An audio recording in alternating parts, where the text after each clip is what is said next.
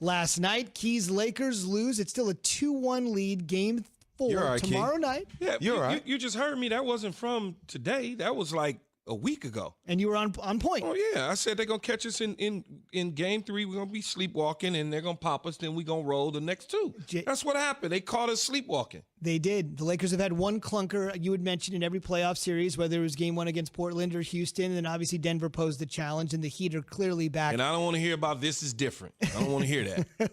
Keyshawn J. Will Zubin coming to you live. That's what they'll be saying. But this is different. This is different. That's what's coming next. But this one's different. You know the narratives. This one's different. We'll see. Yeah, Keyshawn J. Will Zubin coming to you live from the Seaport District at Pier 17, brought to you by Chase. Jay, I want to get your thoughts right away on the greatness of Jimmy Butler. The Bulls are completely starting over. They have not just a new head coach, they have a new front office. Jimmy left him in his wake. The Minnesota Timberwolves are picking first overall in the NBA draft. Jimmy left him in their wake. The Sixers have a new head coach and they're rebuilding. Jimmy left him in their wake. And I think I sense a pattern here. Jimmy Butler with only the third 40-point triple-double in NBA Finals history. Ooh. Those 3 teams realizing what could have been, and the one team he's got right now, the Heat, are realizing how lucky they are. Going into the fourth quarter of 2020, a year that I feel like we're in a major deficit with coronavirus, social injustice, everything happening. I need one of 2 things going into the fourth quarter of 2020. Number 1, I need Jimmy Butler on my team. I need him on my team in the face of all odds. This guy steps up to the plate and delivers a 40-point triple-double. And number 2, I hope we're playing against the Atlanta Falcons. Those are the 2 things I need going into the fourth quarter. Let's be honest. But what I saw him do last night, here, the pregame, guys, and think about this, Key. I know we have a lot of people in these positions, leadership positions, that are talking and hearing a voice of strength. Before the game, he was talking to Rachel Nichols, and Rachel was saying, "Well, you're down Bam Adebayo, you're down Goran Dragic, 2 guys that collectively combine for 40-plus points per game, going against LeBron James and Anthony Davis, 2 guys who are considered 2 top 5 players in the league." And you saw this positive anxiety from Jimmy. He was rocking back and forth, and his answer said it all. He was like, "Look, as human beings, as basketball players, we wish these guys were on the floor, but we have a job to do." And he believes that they were going to win the game. And that's what it takes. It takes your leader, in the face of all odds, still believing that they can accomplish something that a lot of people, I thought they had no chance. I said it pregame. I said, this is over. This is over. I didn't think they had a chance. And the way AD played last night, they threw different schemes at him. They doubled him. They turned the ball over. They had 12-plus turnovers in the first half. LeBron James was not only disappointed in himself, it felt like he was more disappointed in his teammates. They were trying to find different ways to get into the game emotionally. You saw Rajon Rondo and LeBron. They were talking trash to somebody in the stands, just trying to get the lather up. AD, you felt like you're watching New Orleans Pelicans AD. At halftime, Key, he had 2 shots, 1 rebound, 5 turnovers, and was minus 17. Halftime. Now, I know that the Heat gave him different looks defensively, but there's no excuse that the Lakers should have lost that game last night. Well, I anticipated. No excuse. I anticipated them to probably lose the game because in situations where you are taking advantage of a team, you kind of get lost in the moment, so to speak. You just kind of, we're up 2-0. We could just coast. They don't have their 2 big guns. We got ours. We could coast. And then before you know it, you down. And then you try to get back, and it's too late. You can't find that mojo or that energy to get back. The fact that AD played the way that he played last night showed me that he didn't take that particular game serious. Like, it wasn't like one of those deals where it was game 2 or it was a closeout game in game 6 or game 5 and they needed to have it to close it out. It was kind of like, we have some real estate to play around with. We're going to play around with it. That's the way I looked at it. 115-104 the final. Here's Coach Spo on his hero. Look, how else do you say it other than, Jimmy F. and Butler? But this is what he wanted. This is what we wanted. It's really hard to analyze or describe Jimmy until you actually feel him between the 4 lines. He is a supreme elite competitor, and we needed it. Obviously this was This was a very desperate, urgent game, and he was doing it on both ends of the court. Just put his imprint at every important part of the game, and he's in the top percentile of this entire association in terms of conditioning. And you saw he just got stronger as the game went on. Heat win 115-104. He could have said freaking Butler, right? He could have went there.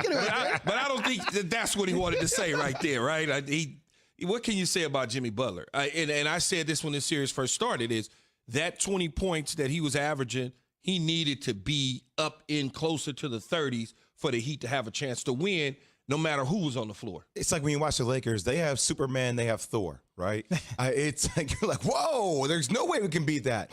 And then all of a sudden you go against Miami and they have Batman, right? Like a guy who's just molded by the darkness, it feels like. He just does every possession at the end of the fourth quarter, he was either scoring or assisting on a play. Everyone. And it felt like you watched the Miami Heat snatch the life out of the Lakers in Game 3. Let me ask you this obvious question if I'm a Miami Heat fan. Let's use it as if you're a Miami Heat fan. The Heat win last night. You get an epic performance from Jimmy Butler and the possible return of Dragic and Adebayo. If that's the scenario heading into tomorrow night, what do you think? They have a legitimate chance.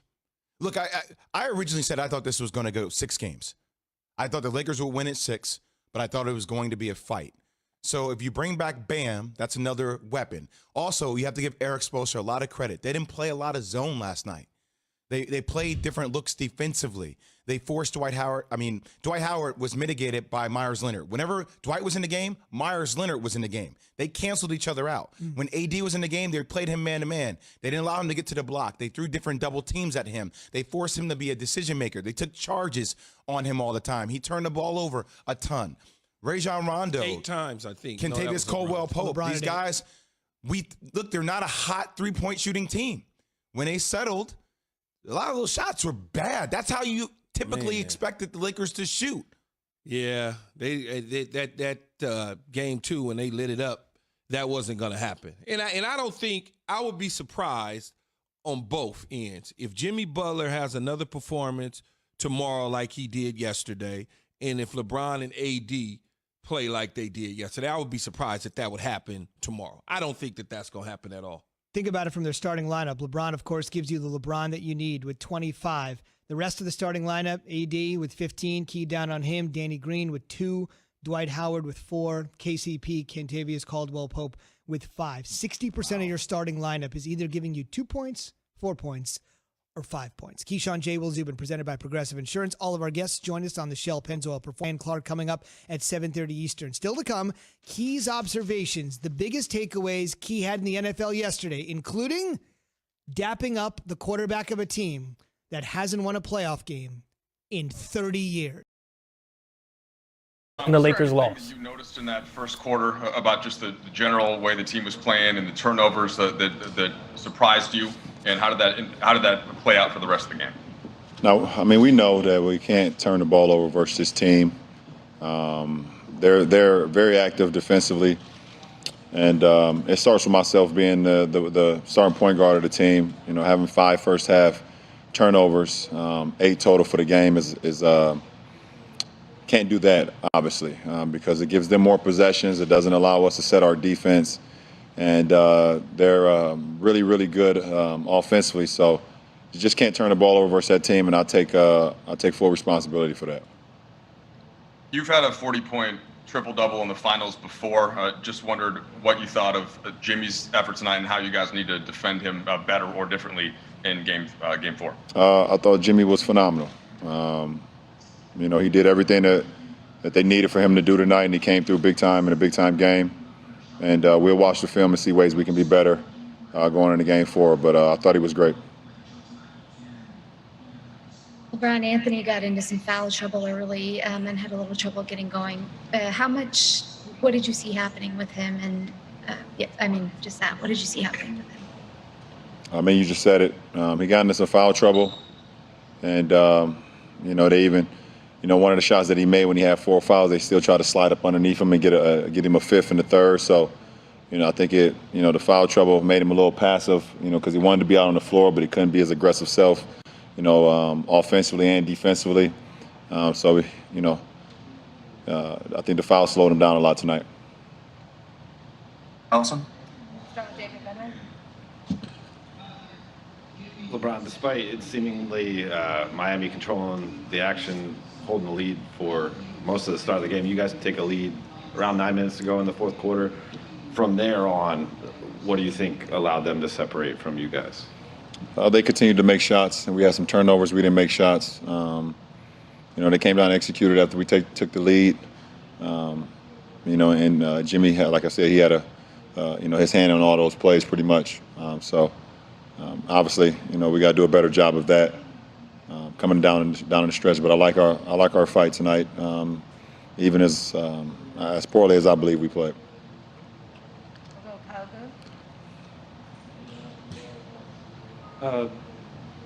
You guys obviously have a chance to take a 3-0 lead. Are you concerned about kind of giving Miami sort of a breath of fresh air, and with the possibility that they